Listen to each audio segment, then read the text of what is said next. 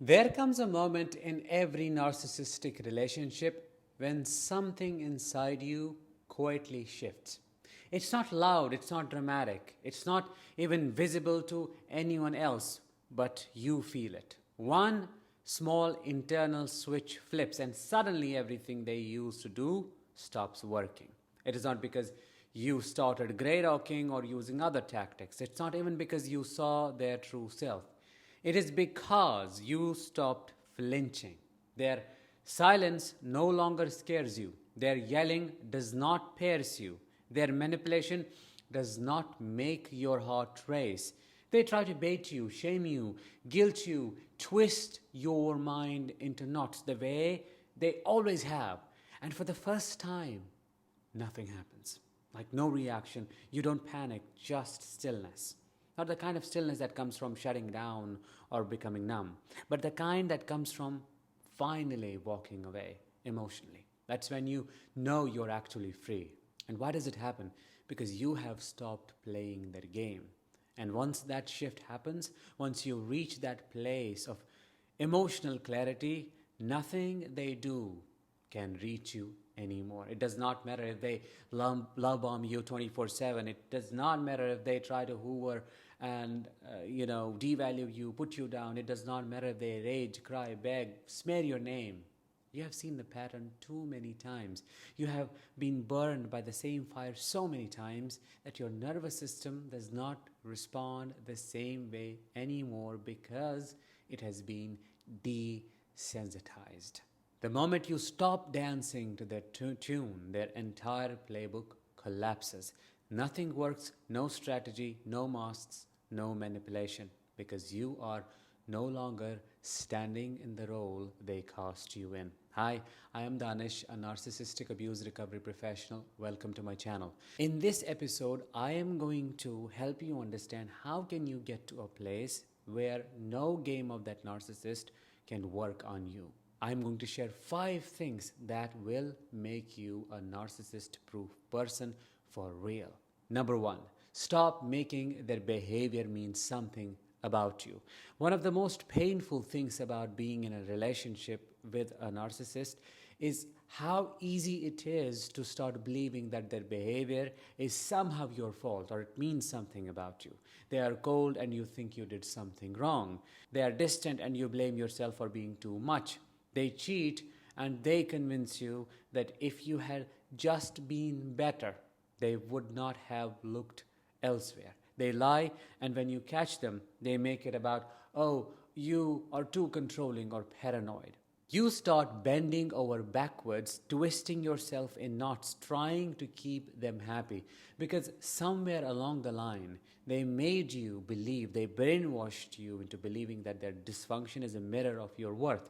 That's how their game works. It is subtle, it is slow, it is constant. And before you know it, you're carrying all their shame as if it's your own. That's why I call it alien shame. But the minute you shift internally, you stop accepting the idea that their behavior means something about who you are.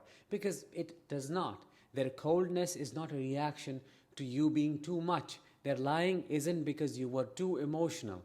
Their cheating was not your failure to be enough. It is them. That's who they are. It's how they operate. It's how they stay in control. It is how they protect their fragile ego by projecting their chaos onto someone else. And that someone just happened to be you. You don't owe it to them to keep making sense of their damage. You don't need to keep interpreting their silence or decoding their moods. That's not your job. Your job is to protect your peace. And part of protecting your peace is refusing to let their behavior define you. Let them ghost you. Let them guilt trip you. Let them explode. Let them sulk. Let them lie. Let them play hot and cold. You do not need to internalize any of it. You do not need to make it your responsibility. Because when you stop tying your self-worth to their emotional roller coaster, something powerful happens. As I said, they lose their grip on you. You stop flinching when they go quiet. You stop chasing when they pull away. You stop spiraling when they act like you did something wrong. Because deep down, you know you did not. You know that you were showing up with love, with honesty, with effort, and their response is not a measure of your failure in any way. It's a measure of their inability to receive what you have to give. You get to stop dancing around their moods. You get to stop reading between the lines. You get to stop performing for someone who never planned to see you clearly in the first place. Number two, stop needing anything from them. The narcissist only has power over you when you need something from them. That is the hook. And that's how they stay in your life even when they're not physically present. You need them to see what they did.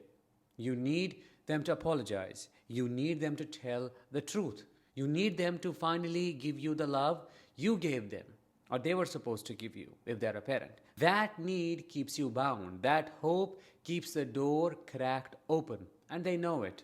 They know exactly what you are waiting for. That one conversation, that one honest moment, that one flicker of remorse. So they dangle it just out of reach. They say things like, I've been thinking about everything, or I never meant to hurt you, but it never leads anywhere. It is just enough to keep you close, to keep you wondering, to keep you emotionally tied. Because the second you stop needing that, the second you truly let go of that lost thread, they have nothing left to work with. You have to face something that's hard to admit. They were never going to give you what you needed. Not back then, not now, not ever. What you were waiting for does not exist inside them. The love you wanted, the apology you deserved, the closure you hoped for, it is not coming. Please accept that, because they don't want to make things right. They want to keep things open, unfinished, complicated. They want you stuck in the waiting room of their emotional neglect, questioning yourself while they walk in and out of your life like it costs them nothing. So stop waiting, not because you are giving up, but because you are waking up. You have to pull the energy inward. You have to give yourself what they refuse to, your own closure, your own validation. Number three, don't care how they see you. This is where most people get stuck, in the obsession with the image. You want them to know they were wrong. You want them to know you were good. You want them to regret how they treated you. You want them to see your worth. But as I explained earlier, they won't. And even if they do, they will never admit it because they don't care. Because admitting it means facing their own darkness. It means surrendering control. It means handing you your dignity back. And they will not do that willingly. So let them misunderstand you. Let them twist your intentions, your words. Let them smear your name, call you crazy, make you out to be the villain. Let them create whatever version of you they need to justify their behavior. You no longer care, period. Because the moment you stop needing to be seen clearly by someone who cannot see him or herself, who only sees through a distorted lens, you get your power back. You become untouchable because you are no longer trying to manage their perception. You are just living, and that burns them in ways you will never see because their entire identity was built on controlling how you see yourself and how the world sees them. Now you let go of both, and that kind of freedom makes their games collapse because they were always playing to an audience and you have walked out of the theater. Number 4, stop explaining yourself. Narcissists feed on confusion, not just theirs, yours. The more you try to explain your intentions, the more they twist them. The more you try to be understood, the more misunderstood you feel. You keep trying to have normal conversations with someone who is not normal, who is not operating in good faith, someone who hears what they want, twists what you say and throws your words back at you like weapons. And yet you keep trying because you are a good person, because you care, because you have a moral compass, because you think if you just say it the right way, maybe they'll finally get it. But I promise you they won't. They don't misunderstand you because you are unclear. They misunderstand you because they want to misunderstand you. Why? Because it benefits them to do so. It gives them the upper hand. It keeps you explaining. It keeps you in the loop. It keeps you trying. You do not need to defend your choices. You do not need to justify your boundaries. You do not need to convince someone of your worth. Let them be confused. Let them think what they want. Let them believe whatever lies they have told themselves. You're not living for their understanding anymore. You're living for your own peace, and nothing kills the narcissist's control faster than your refusal to play that endless game of justification. Number 5, don't react, just observe and walk. The most dangerous thing you can do to a narcissist is stay calm.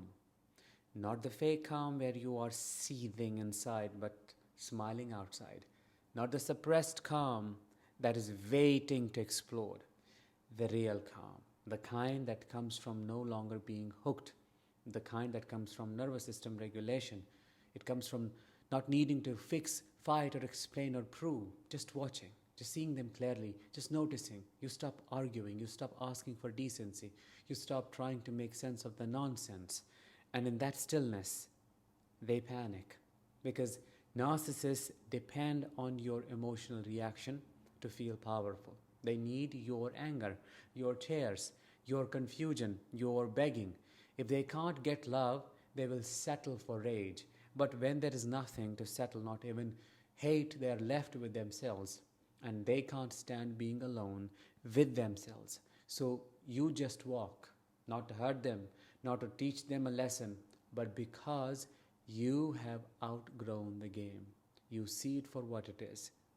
The manipulation, the baiting, the hot and cold, the gaslighting, the brainwashing, all of it. You have seen the pattern so many times that it no longer moves you. You just need to acknowledge it. You need to embody it. And that is what will set you free. Because all of this together will bring you closer to your true self. And when you become one with who you are, I can tell you from my experience, you will be repulsed and disgusted by fake, by what is not authentic, because you will want authentic. You will want to be surrounded by people who can be vulnerable, who can be their real self, because that's how you are operating. So just take whatever you can from what I shared with you and try to practice it in real life. That is when I'll feel I have really helped you. Let's bring this episode to an end. Thank you so much for listening. I will talk to you in the next one. Until then, as always, let the healing begin and continue.